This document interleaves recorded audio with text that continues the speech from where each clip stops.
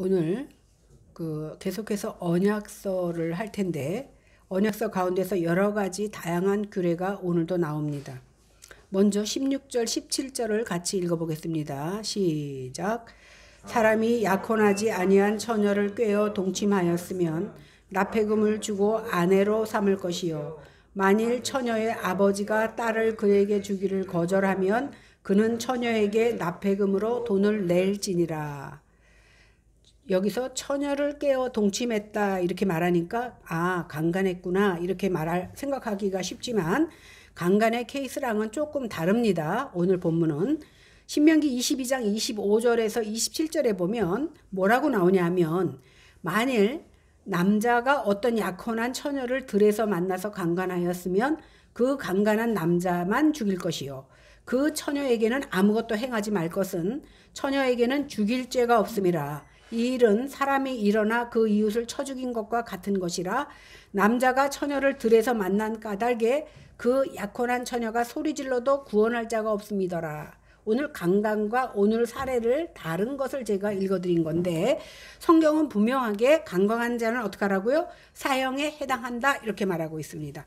그러나 오늘 본문은 강간한 경우와는 조금 다르게 어떤 상황이냐면 남자가 먼저 유혹을 한 건 맞습니다. 그런데 여자가 응답하여서 서로 상호 합의하에 관계를 맺은 것을 얘기합니다. 이럴 경우에 남자는 여자의 아버지에게 납폐금을 주라고 말하고 있습니다. 여기 성경에 납폐금이라고 말했는데 이것이 뭐냐면 결혼 지참금입니다. 그래서 이 결혼 지참금을 드리고 그 여자를 책임져야 된다라는 말입니다. 오늘 신명기에 보면 신부의 몸값을 정했는데 얼마로 정했냐면 은 50세겔로 정해졌습니다. 그러니까 보통 은 50세겔을 그 신부의 아버지에게 주고 그 처녀와 결혼하라는 겁니다.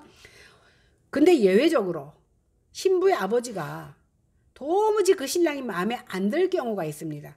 그럴 때는 어떻게 하냐면 신부의 아버지가 그 남자가 마음에 안 들어 한다 할지라도 어떻게 납폐금을 아버지한테 지불해야 됩니다.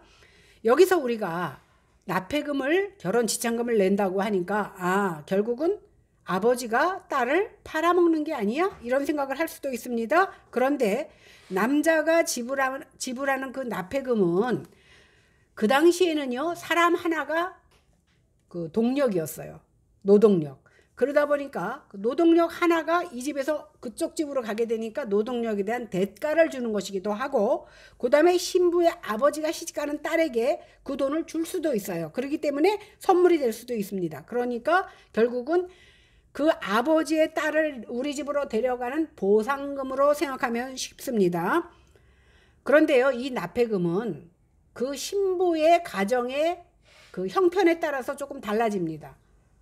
보통 우리가 은 50을 그에게 주지만 굉장히 의리의리하게 잘 사는 사람에게는 그 돈이 아무것도 아닐 수 없거든요. 그럴 때는 신부의 형편에 맞게 주기도 했다라는 겁니다.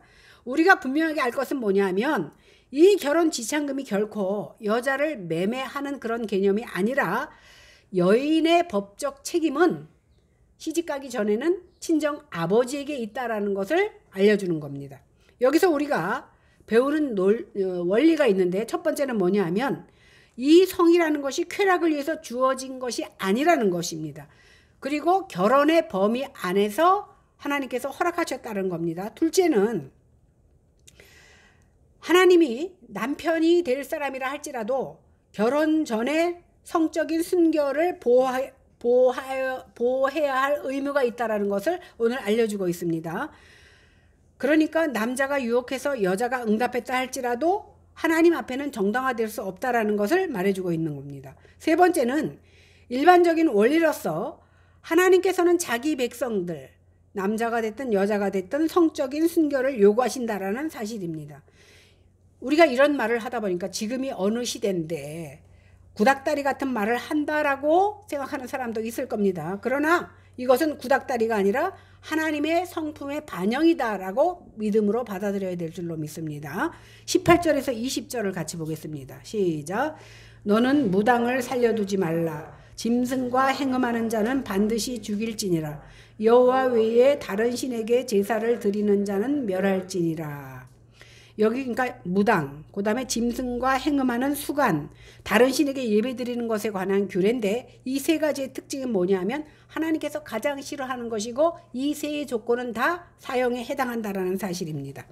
무당은요, 마귀적 능력을 이용해서 미래를 예언하거나 재난을 말하고 죽은 자의 영을 불러들여서 예언하는 형식으로 하는 것을 말하는 겁니다. 이런 것을 하나님께서는 엄하게 금하고 있습니다. 이것은 하나님을 신뢰하지 않는 불신앙에서 나오는 것이기도 하고 마귀적 능력을 사용해서 거짓 숭배의 형태로 나타나기 때문입니다. 조선 말기 고종의 부인 명성황후지요. 명성황후가 굉장히 미신을 좋아했습니다. 미신을 사모하는 나라는 결국 하나님께서 망하게 한다는 사실이에요. 그래서 우리는 엄하게 미신을 숭상하는 모든 것들에 대해서 적대감을 가지고 쫓아하지 말아야 되는 겁니다. 그래서 특히 이 나라를 다스리는 자는 특별히 하나님을 두려워해야지 미신을 섬기면 이 나라조차도 하나님께서 엄하게 금하신 것들을 행함으로 말미암아 결국은 망하게 된다는 사실입니다. 두 번째 사형에 해당하는 범죄가 뭐냐 하면 수간, 짐승과 성관계하는 거예요. 이것을 왜 엄하게 했냐면 첫째는 하나님의 창조 질서와 어긋나기도 한 일이지만 그 당시에 가나안 땅에 바알을 섬기는 자들이요, 제사 의식 속에서 소와 수간을 하면 오히려 인간이 신성화된다라고 믿었어요. 그래갖고 성전에서 그러한 일을 행했습니다. 그러니까 잘못된 것들을 행하지 말라는 것을, 다시 말해서 이 세 가지는요, 어떻게 보면 동일선상에서 하나님께서 보셨다는 겁니다. 그 다음에 세 번째가 뭐냐면 이방신에게 제사 드리는 것. 그러니까 무당, 이방신, 그 다음 수간, 이것들이 다 한 맥락에서 하나님을 경외하지 않기 때문에 나오는 것이기 때문에 하나님께서는 금했고, 하나님이 금한 이것을 향하여 하나님께서는 사형을 집행했다라는 사실입니다. 사형을 집행했다라는 것으로 보아서 하나님께서 절대로 허용하지 않는 것이다라는 것을 우리는 알아야 됩니다. 이렇게 사형에 이르는 이 세 가지 범죄가 미치는 영향은 뭐냐 하면 하나님을 순전하게 섬길 수 없도록 만듭니다. 그리고 하나님 앞에 순전하게 예배하지 못하게 만든다라는 사실입니다. 하나님은 자기 백성에게 예배의 순결을 요구하십니다. 여러분 보십시오. 내가 예수를 믿노라고 하면서도 내 앞날이 궁금하고 또 내 사업이 잘 안 될 때에 하나님 앞에 기도했는데 하나님께서 나에게 뭐라고 말씀을 안 해주셔. 그러니까 어떡합니까? 말이 듣고 싶어서 찾아갑니다. 사실 옛날에 예수 이름으로 어떤 권사들이 예언 기도하는 사람 많이 있었어요. 그 사람들도 똑같이 복채 받습니다. 정해놓고 받진 않아도 그냥 가면 안 봐줘. 이것이 뭐냐면 예수 무당이에요. 결국 예수의 이름을 팔아서 무당짓 하는 것과 똑같은 겁니다. 이렇게 오늘날 예배의 순결을 무너뜨리는 경우에 아까 뭐라 그랬죠? 어떻게 범죄에 대해서 답하신다고 했지? 사형시킨다고 했죠. 죽인다고 그랬어요. 그런데 오늘날에도 우리가 순수한 마음이 없이 예배의 순결을 깨트리는 경우가 많이 있습니다. 그러면 제가 저도 예배 순결을 깨트릴 수 있고 여러분들을 깨트릴 수 있는데 그러면 사형을 집행해야 됩니까? 이 시대에는 이것 때문에 사형을 집행하지 않습니다. 그러나 교회에서 내리는 사형 선고가 있습니다. 그게 뭐냐면 출교예요. 출교, 예를 들어 이 사람이 예배를 회방한다고 해서 너 당장 우리 교회 나오지 마, 이게 아니라 권고합니다. 회개하도록 3번 권고했는데 그가 말을 듣지 않을 때는 출교 명령을 내립니다. 그러면 그 사람은 교회에서 행하는 모든 것을, 성찬 예식도 할 수 없고 모든 교제도 할 수 없고 이 교회에 나올 수 없게 되는 거예요. 이것이 교회법에는 나옵니다. 그런데 이 시대가, 예를 들어 내가 어떤 사람을 당신은 이 교회에 나오지 마십시오라고 선고를 땅땅땅 했어. 제가 이거 예배 전에 3번 누르는 게 성부, 성자, 성령의 이름으로 시작하는 거거든요. 3번 땅땅땅 했는데 그분이 나가서 교회가 여기밖에 없냐? 옆 교회로 가버렸어. 그런데 이미 출교가 내려지면 사실은 다른 교회에서도 그 명령을 받아들여야 돼요. 그가 회개하기까지. 그런데 이 시대 어떻게 돼요? 그랬거나 말았거나 그 교회를 문란시켜 놓고 왔거나 말았거나 얼씨구나 하고 받아 죽습니다. 그러다 보니까 이 시대에 그 교회의 사형 제도인 출교가 아무 의미를 행하지 못한다는 사실입니다. 하나님께서 출교 명령을 할 수 있도록 하신 그 법을 명령하신 것은 하나님께서 예배를 얼마나 소중하게 여기시는 것을 잊지 말라고 우리에게 허락하신 줄로 믿습니다. 21절 보겠습니다. 시작. 너는 이방 나그네를 압제하지 말며 그들을 학대하지 말라. 너희도 애굽 땅에서 나그네였음이라. 이방 나그네에 관한 규례입니다. 이스라엘 백성들이 가나안 땅에 들어가서 정착하고 살지만 너희 역시도 이 땅에서 나그네라는 사실을 잊지 말라는 겁니다. 또한 이스라엘 백성들이 가나안 땅에 들어가 살아도 거기 이방인들이 있잖아요. 우리나라 땅이지만 여기에 이방인들, 외국 사람들도 같이 살고 있지 않습니까? 이런 나그네들을 생각할 때에 우리는 어떤 생각을 해야 되냐면 그 나그네를 보면서 우리가 가나안 땅에 들어오기 전에 애굽에서 나그네로 살았던 것을 기억하라는 겁니다. 레위기 19장 34절 보니까 너희와 함께 있는 타국인을 너희 중에서 나은 자같이 여기며 자기같이 사랑하라. 너희도 애굽 땅에서 객이 되었었느니라. 나는 너희 하나님 여호와다. 너희가 과거에 애굽에서 나그네로 살았던 것을 기억하면서 네 땅에 살고 있는 나그네들을 너희 형제들처럼 대하라는 겁니다. 그렇다고 해서 사실 이스라엘 백성들이 가나안 땅에 살고 있지만 그 가나안 땅이 영원히 머물 장소는 아닙니다. 우리가 이 땅에 살고 있지만 이 땅이 영원히 우리가 머물 장소가 아닌 것과 마찬가지입니다. 우리가 영원히 머물 그 하늘나라를 향해서 우리는 나아가고 있다라는 사실입니다. 22절에서 24절을 보겠습니다. 시작. 너는 과부나 고아를 해롭게 하지 말라. 내가 만일 그들을 해롭게 함으로 그들이 내게 부르짖으면 내가 반드시 그 부르짖음을 들으리라. 나의 노가 맹렬함으로 내가 칼로 너희를 죽이리니 너희의 아내는 과부가 되고 너희 자녀는 고아가 되리라. 그 남편 없는 사람을 과부라고 하고 부모가 없는 사람을 고아라고 하잖아요. 이런 사람들의 특징이 뭡니까? 법적으로 보호받을 수 없고 경제적인 방편을 잃어버린 사람들입니다. 하나님께서는 그런 사람들에게, 고아와 과부에게 내가 아버지 역할, 남편 역할을 해주겠다라고 선언하십니다. 신명기 10장 18절에 보면 과부를 위하여 신원하시며 나그네를 사랑하사 그에게 식물과 의복을 주시는 하나님이다, 이렇게 말하고 있습니다.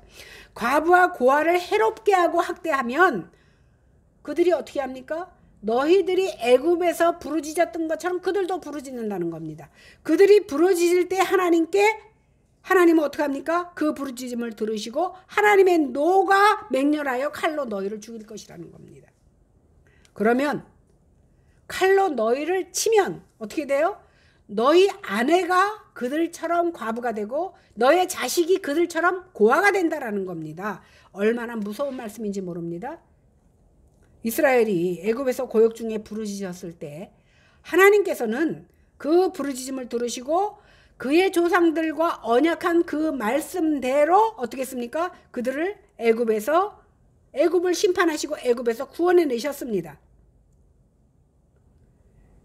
그런데 이스라엘 백성들이 애굽 사람들이 자기네들이 행했던 것 같이 똑같이 행한다면 하나님께서 그들에게 자비를 베푸는 것이 아니라 그들에게 심판을 내리신다라는 소리입니다.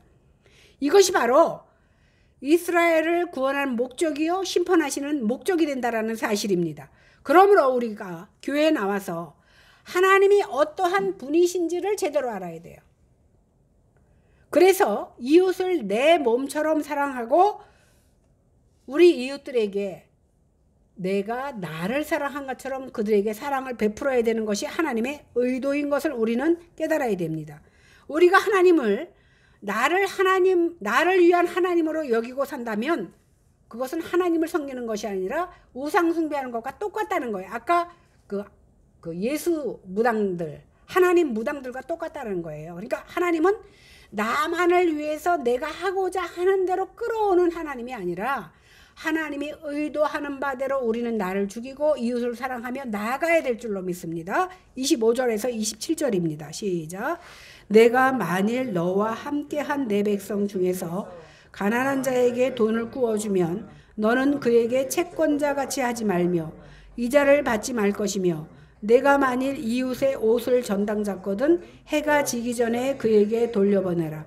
그것이 유일한 옷이라. 그것이 그의 알몸을 가릴 옷인즉 그가 무엇을 입고 자겠느냐. 그가 내게 부르짖으면 내가 들으리니 나는 자비로운 자임이니라.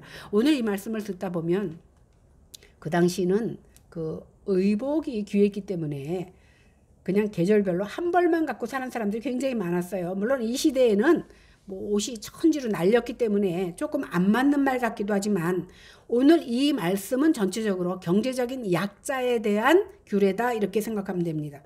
그들에게 돈을 빌려주면 가서 채권자 노릇하지 말라는 거예요. 그들의 마음을 불편하게 막 독촉하고 이자를 붙이지 말라고 말씀하고 있습니다. 그러니까 네가 부여해서 그에게 돈을 빌려준 것은 내가 너에게 자비를 베풀어서 네가 부여액이 적기 때문에 베풀 수 있는 것이었지. 네가 잘나서 그에게 능력이 있어서 그에게 빌려줬다라고 생각하지 말라는 겁니다. 그렇다고 해서 이자를 받는 것이 율법에 어긋나는 것은 아닙니다. 율법에서도 분명히 이자에 대해서 나옵니다. 금지하지 않았습니다.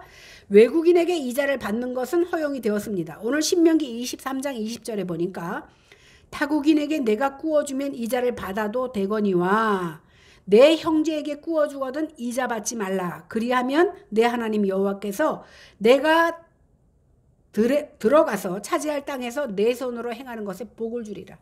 내가 내 이웃에게 베풀었어. 그리고 이자도 받지 않고 구워주었어. 그러면 그것을 네가 밭에서 일할 때 너 생업 가운데 하나님께서 복을 주셔서 하나님이 복으로 채워주신다는 거예요. 그런데 많은 사람들이 그것을 믿지 못하다 보니까 이방인과 같이 구워주고 이자를 많이 받는 겁니다. 형제 사랑이라는 관점에서 오늘 성경은 말하고 있습니다. 적어도 우리가 뭐 생판 알지도 못하는 사람이 돈 꿔달린다고 마구 내 은행에 돈이 있으니까 꿔주라는 그런 말은 아니에요. 그러나 최소한 내 이웃과 내 가족들에게는 그러한 행위를 하지 말라는 것을 말씀하고 있는 겁니다. 믿음의 공동체인 이스라엘 백성이 서로에게 약자나 가난한 자를 그 처지를 이용해서 내가 돈 번 것을 악용하지 말라고 엄격하게 금지된 사항이었습니다. 그러니까 타인의 불행을 이용해 먹으면 안 된다라는 겁니다. 이럴 때 형제에게 받지 못한 이자나 그 원금이 있다면 하나님께서 갚아주신다는 거예요. 그래서 오늘 어떤 교수님은 저희 가르칠 때 뭐라고 얘기했냐면 내가 어떤 사람에게 너무 급하다 보니까 남에게 차입까지 해서 구워줬어. 그런데 그 사람이 잘 안 돼가지고 잘 못 갚을 때 오히려 그 사람을 위해서 기도해 주라고 말합니다. 왜? 그 사람이 이 왼수 같은 게 내 돈을 떼어먹었어 라고 일을 갈면 더 안 될 거 아니에요. 그러나 그 사람이 정말 잘 되면 돈이 풍성하게 있으니까 갚고 싶지 않아도 내가 꾼 돈을 갚게 된다라는 거예요. 오히려 원수가 잘 되기를 기도할 때 원수가 잘 돼서 거기에다 이자까지 붙여서 줄 수 있다라는 사실입니다. 이렇게 하나님께서는 오히려 너그러운 마음을 가지고 베풀 때에 하나님께서 복으로 채워주신다라는 사실입니다. 그 다음에 나오는 것이 뭐냐면 옷을 전당 잡거든 해가 지기 전에 빨리 돌려주래요. 이스라엘 땅이요 낮에는 덥지만 밤에는 춥습니다. 그러니까 그 사람들이 이불을 덮을 것이 없으니까 그 옷이 이불이 되는 거거든요. 알몸으로 있으면 굉장히 추우니까 이 옷이 잘 때 이불 역할을 하기 때문에 어두워지기 전에 빨리 이불을 돌려주라는 겁니다. 그 사람이 옷을 돌려주지 않아서 밤새 벌벌벌 떨면서 자면 아이고 추워 죽겠네라고 부르짖을 때 그 부르짖음을 하나님께서 들으시고 옷을 저당 잡고 있는 사람을 심판하신다라는 겁니다. 그런데 이스라엘 백성들이 어떻게 했느냐 하면 아모스 2장 6절 8절에 보니까 여호와께서 가라사대 이스라엘의 서너 가지 죄로 인하여 내가 벌을 돌이키지 아니하리니 벌을 내린대요. 이는 저희가 은을 받고 의인을 팔며 흰 한 켤레를 받고 궁핍한 자를 팔며 가난한 자의 머리에 있는 티끌을 탐내며 겸손한 자의 길을 굽게 하며 부자가 한 젊은 여인에게 다녀서 나의 거룩한 이름을 더럽히며 모든 단 옆에서 전당 잡은 옷 위에 누우며 저희 신의 전에서 벌금으로 얻은 포도주를 마십니다. 이렇게 나옵니다. 이랬기 때문에 하나님께서 어떻게 했어요? 분명히 네 형제에게 돈을 주어도 이자도 받지 말라 그랬는데 이자뿐만이 아니라 더한 것을 했어. 그 옷을 저당 잡아서 그걸 깔고 잤습니다. 주지 않고.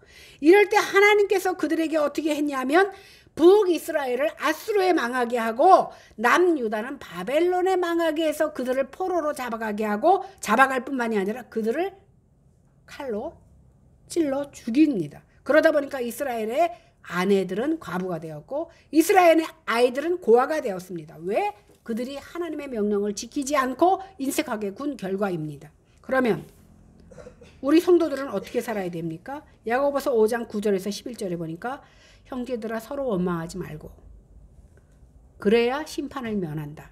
보라 심판자가 문 앞에서 계시니라. 형제들아 주의 이름으로 말한 선지자들로 고난과 오래 참음의 본을 세우고 주신 결말을 보았거니와 주는 가장 자비하시고 궁휼히 여기는 자니라. 하나님의 궁휼과 자비를 내가 받았다면 너희도 길이 참고 그들에게 궁휼과 자비를 베풀라는 겁니다. 왜? 주의 강림이 가까웠기 때문에. 그러니까 서로 원망하지 말고 서로 도우며 살 것을 오늘 말씀하고 있습니다. 우리가 내 배만 불리고 내 옆에 어렵고 힘든 자가 있을지라도 그냥 넘어가 버리면 심판주가 와서 어떻게 해요? 이제 역사의 문고리를 잡고 이제 재림의 때가 다가왔는데 우리는 그 앞에 할 말을 잃어버립니다. 그럼 이스라엘 백성들과 같이 심판의 때를 맞이할 수밖에 없다라는 사실입니다. 오늘 욥의 인내를 말하고 있는데 11절에 보니까 너희가 욥의 인내를 들었고 주께서 주신 결말을 보았다고 합니다. 우리가 어려움을 이기고 나도 어렵지만 콩 한쪽을 반쪽으로 나누어 먹었을 때 하나님께서 축복을 허락하시는데 욥이 나중에 갑절의 복을 얻게 된다라는 사실 우리가 따지고 보면 지금 배고파 죽겠는데 나중에 복을 준다는 말이 사실 안 들릴 수도 있습니다. 그러다 보니까 이것이 큰 위로가 되지 않을 수 있습니다. 그런데 우리가 더 알아야 될 것이 뭐냐면 욥이 조금 참다 보니까 많이 참다 보니까 나중에 갑절의 축복을 얻었다라는 사실인데 욥처럼 참으면 나중에 우리도 큰 부자가 되는구나. 오늘 성경이 이것을 알려주려고 하는 것이 아닙니다. 욥은요 그렇게 인내하고 어려움을 이겨낸 결말로 무엇을 알았냐면 창조주 하나님 자비하신 하나님이라는 사실을 알았습니다. 왜? 욥이 뭐라고 고백합니까? 천지를 지을 때 내가 도와드린 일도 없고 바람이 불거나 농사를 질 때 하나님이 하셨지 내가 한 것이 없는데 이제야 비로소 하나님을 깨달았다라는 사실입니다. 우리는 어려운 환경을 통해서 우리가 깨닫는 것은 어려움을 잘 참으면 나중에 하나님께서 욥에게 허락하신 갑절의 축복이 나에게도 임해서 내가 부자가 될 것이구나 이것을 깨닫는 것이 아니라 하나님의 긍휼과 자비하심 이것을 깨닫고 나니까 어떻게 돼요? 하나님의 긍휼하심과 자비하심으로 내가 여기까지 왔으니 나보다 약한 자에게 나도 긍휼과 자비를 베풀어야겠다라는 것을 깨닫는다는 사실입니다. 28절에서 30절 보겠습니다. 시작. 너는 재판장을 모독하지 말며 백성의 지도자를 저주하지 말지니라. 너는 내가 추수한 것과 내가 짜낸 즙을 마치기를 더디하지 말지며 내 처음 난 아들들을 내게 줄지며 내 소와 양도 그와 같이 하되 이랫동안 어미와 함께 있게 하다가 여드레 만에 내게 줄지니라. 오늘 재판장과 백성의 지도자에 대한 규례가 나오는데 여기서 재판장에 해당하는 히브리어 단어가 엘로힘입니다. 엘자가 들어가면 하나님이라고 그랬잖아요. 오늘 보니까 재판장을 엘로힘 하나님으로 썼습니다. 그래서 많은 영역 성경은 재판장을 하나님이다 이렇게 번역을 했습니다. 그러나 여기서 그 의미가 하나님인가 재판장인가 이것이 중요한 것이 아닙니다. 그 다음에 나오는 지도자들에 대한 언급과 함께 이 구절을 이해하게 되면 하나님은 하나님의 질서 가운데 세우신 지도자에 대하여 저주하거나 모독하지 말라고 말합니다. 결국 하나님을 무시하고 거역하는 것임을 알려주는 겁니다. 그러니까 결국 사람의 힘으로 뽑은 것 같지만 결국은 하나님이 허락하셨기 때문에 뽑혔다는 거예요. 그래서 만약에 그 지도자가 하나님의 뜻에 맞지 않는 일을 할 때에 우리는 교회니까 교회를 비유하면 아이고 황유선이가 인간답지도 못하고 목사답지도 못해. 그러니까 뒤에서 모여서 흉보고 떠들 수 있습니다. 인간이기 때문에. 그런데 하나님은 그렇게 하지 말고 그를 위하여 기도해주면 하나님께서 그가 합당치 않을 때 하나님께서 그를 치신다라는 거예요. 그래서 이 나라를 세우신 지도자를 위해서도 우리가 기도할 때에 그가 우리의 마음에 들지 않고 잘못 행할 때 우리는 그의 잘못이 하나님 앞에 바로 서게 달라고 기도할 때 그가 변화되지 않으면 하나님께서 치신다라는 사실입니다. 그래서 우리는 하나님이 세우신 지도자를 저주하거나 모독하지 말라라고 말하고 있습니다. 왜? 결국 하나님이 세우신 자를 저주하고 모독하는 것이 하나님을 저주하고 모독하는 것이 될 수 있다는 사실입니다. 그 예를 우리는 다윗에게서 찾을 수가 있습니다.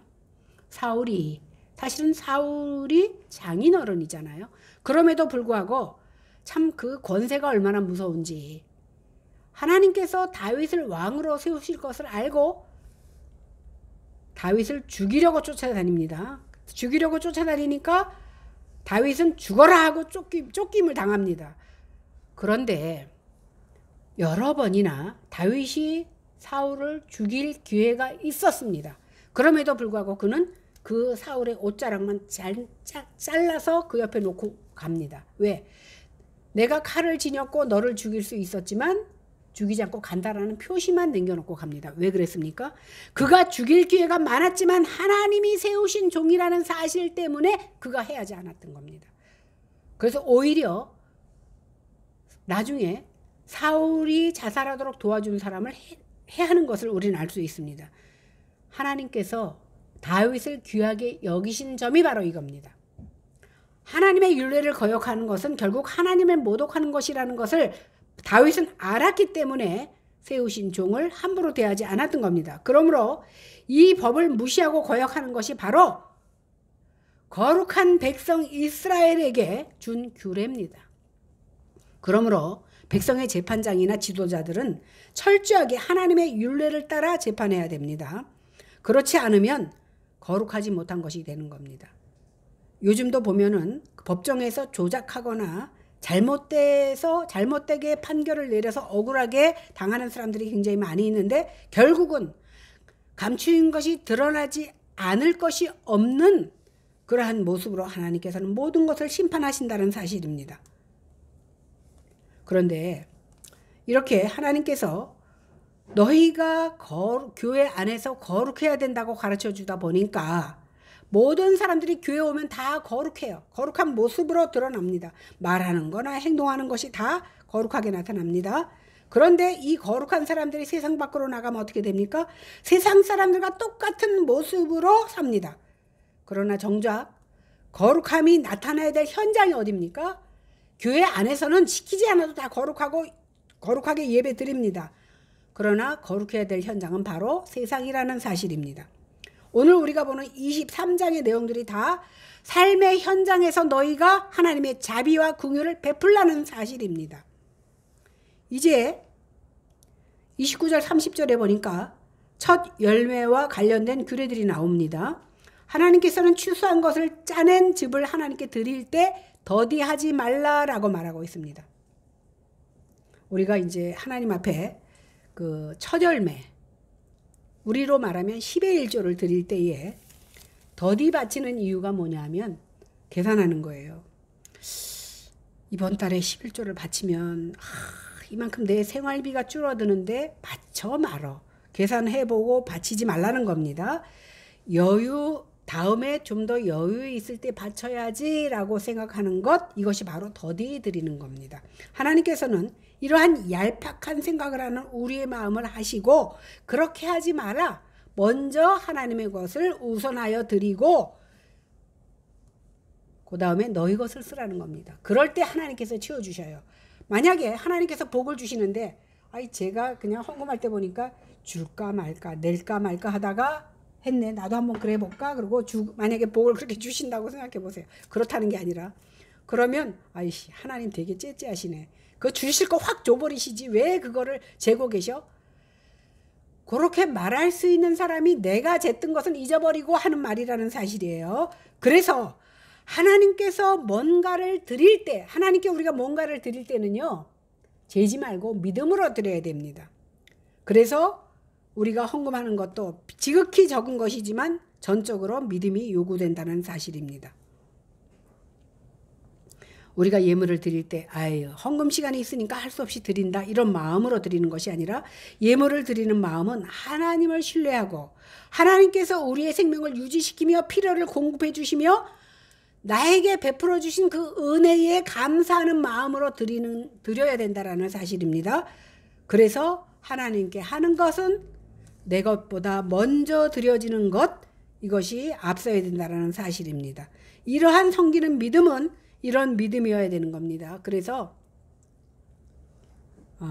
이제 자원하여 하나님께 내가 드려지는 그런 믿음이 있어지기를 바랍니다. 오늘 특별히 여기서 강조하는 것이 처음 난 것이에요. 옛날에는요,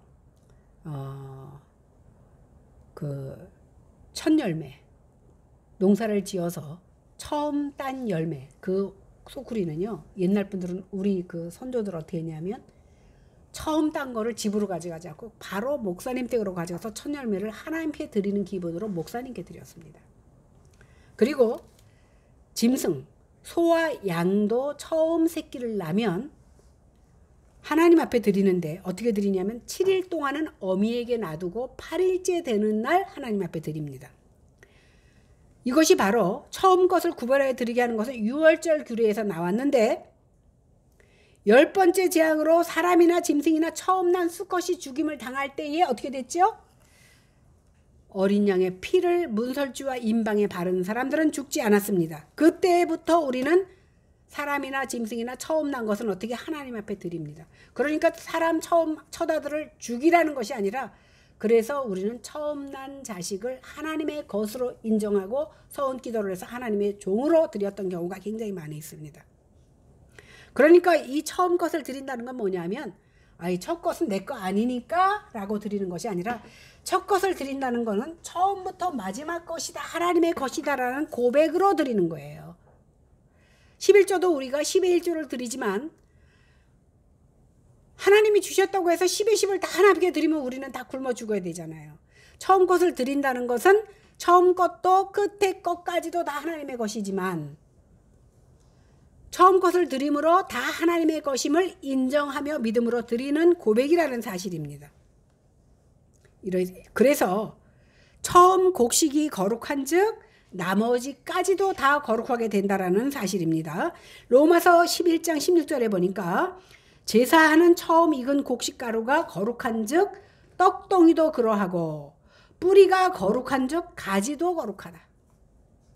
거룩한 밀가루 가지고 떡을 만들었으니까 떡도 거룩해지듯이 뿌리가 거룩하면 그 가지도 거룩하다라고 로마서는 말하고 있습니다. 그러므로 처음 것을 거룩하게 구별한다는 것은 자신들이 어떻게 거룩하게 되었는지를 기억하는 장치가 된다라는 사실입니다.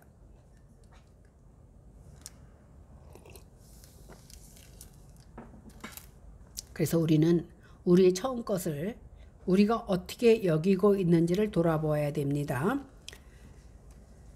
우리의 삶의 우선순위가 어디에 있습니까? 하나님보다, 이웃보다 내 자신이 우선이라면 이런 사람을 성경에서는 거룩한 사람이다 이렇게 말하지 않습니다. 유대인들이나 우리나 따지고 보면 다 거기서 거기에요. 거룩하지 않습니다. 죄악투성이입니다. 거룩하지 못하기 때문에 우리는 우리의 힘으로 하나님 나라에 들어갈 수가 없습니다. 우리의 어떤 거룩함을 다 동원한다 해도 하나님의 거룩함에 이를 수가 없습니다. 오직 맏아들 예수 그리스도의 희생만으로 거룩함을 입을 수 있는 겁니다. 31절 보겠습니다. 시작. 너희는 내게 거룩한 사람이 될지니 들에서 짐승에게 찢긴 동물의 고기를 먹지 말고 그것을 개에게 던질지니라. 끝으로 나온 규정이 뭐냐면 짐승에게 찢긴 고기를 먹지 말라는 겁니다. 이것은 뭐냐면 의식상 정결 예식에서 나온 건데 레위기 11장에 보면 스스로 죽은 짐승이나 들짐승에게 찢겨 죽은 짐승은 고기에 피가 남아있기 때문에 그것을 먹지 말라고 합니다. 왜 그래요?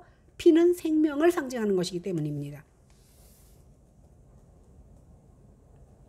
그런데 이 생명을 속한 피가 우리를 정결하게 만들어 주셨습니다.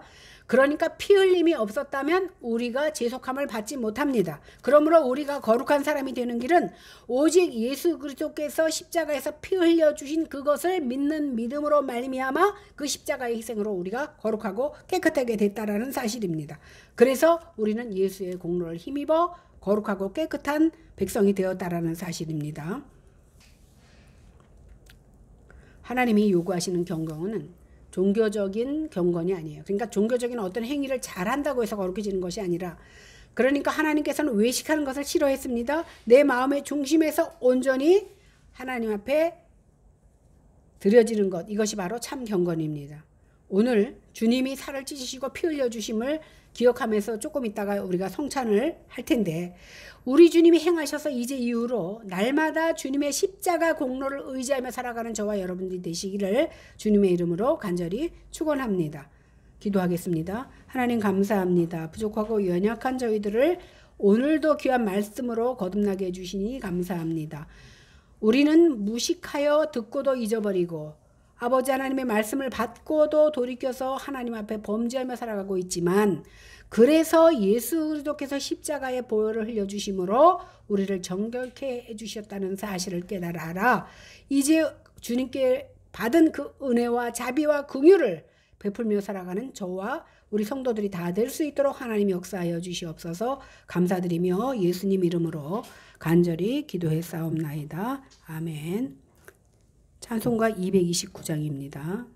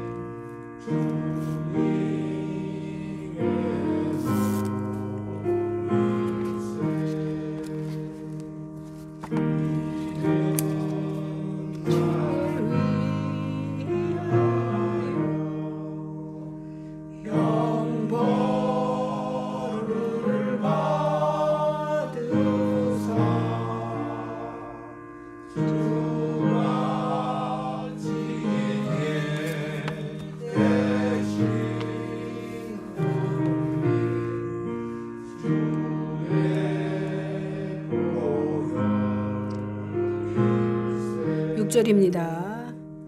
우리 그때까지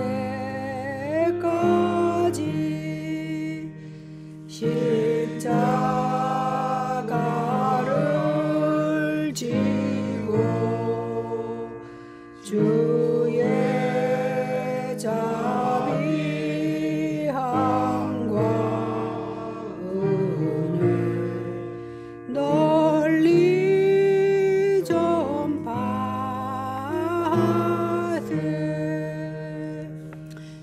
이 시간은 먼저 세례 문답이 읽겠습니다. 세례 받으실 김영민 성도님 그 자리에서 일어나 주시기 바랍니다. 그리고 제가 묻는 질문에 예라고 대답하시기 바랍니다. 하나님의 아들 된 김영민은 하나님 앞에 죄인인 줄 알며 그 진노를 면치 못할 줄 알고 그의 그